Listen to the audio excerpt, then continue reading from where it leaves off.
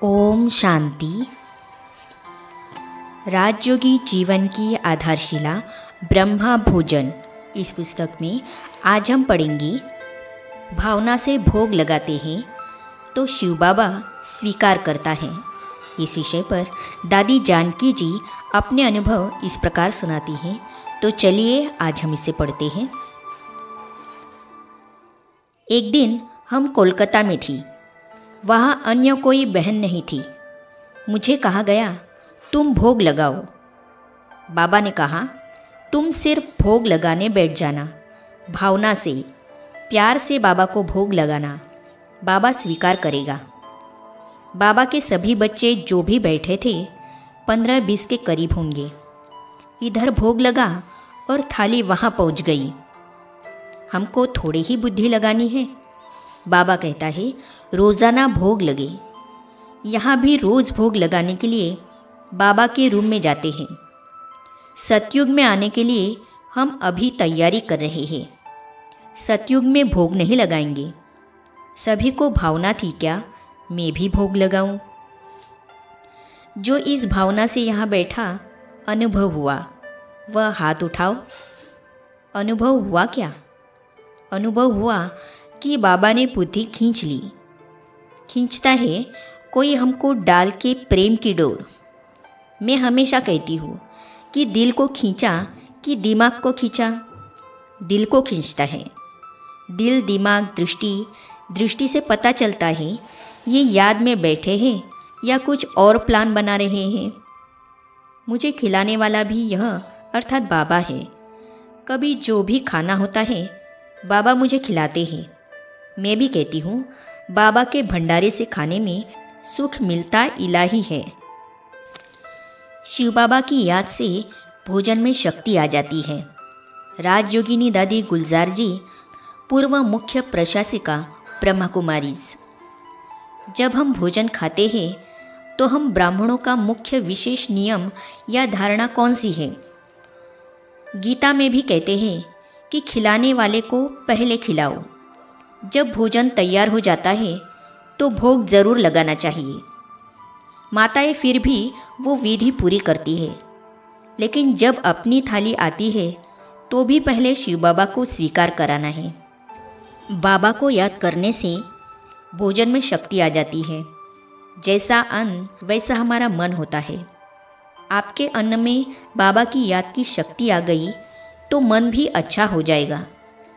जब भी कुछ खाते हैं तो बाबा को याद ज़रूर करना चाहिए। इससे क्या है, बार बार याद का एक साधन हो गया। जो भी खाते पीते हैं, चाय पीते हैं, पानी पीते हैं, बाबा को याद करके पिएंगे तो कितनी बार याद का साधन हो जाएगा।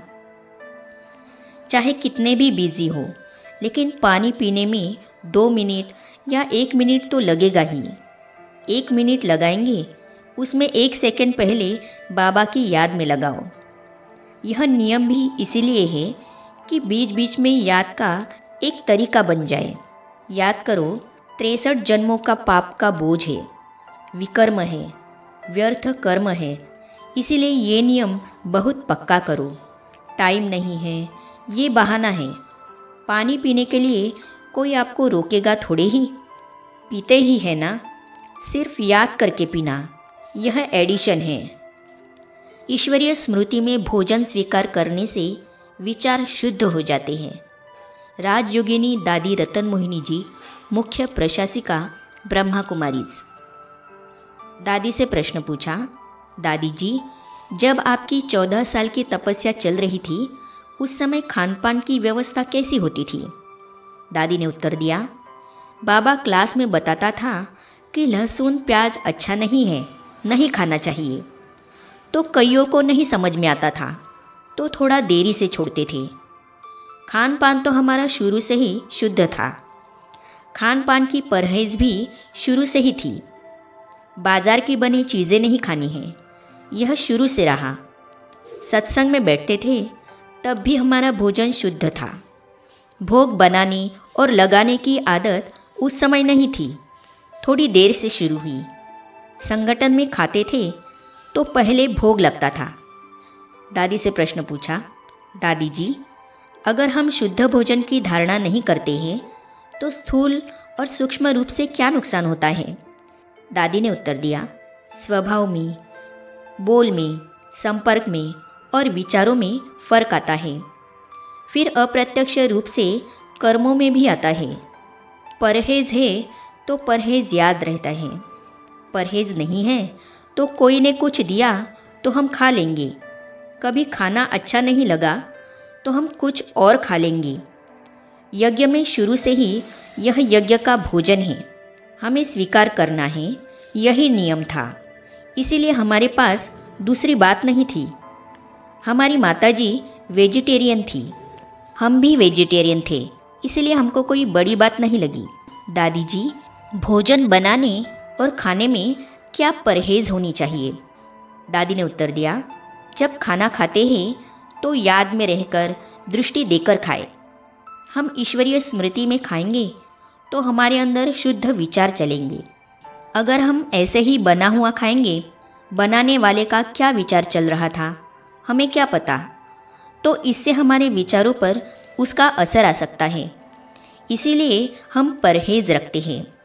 दादी जी, बाबा को हम भोग लगाते हैं, उस समय किस प्रकार की वृत्ति रखें? भोग को बाबा कैसे स्वीकार करते हैं? दादी ने उत्तर दिया, बाबा स्वीकार करते हैं, ये हमारी भावना है। हम अपनी भावना से बाबा को भोग लगाते हैं।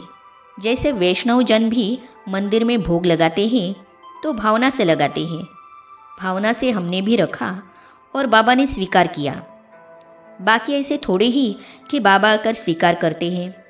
जैसे हमने बाबा को याद किया तो बाबा को भी हम याद आए, इसमें खुशी होती है। बाकी बाबा आता है, देखता है, इन बातों में हम नहीं जाते।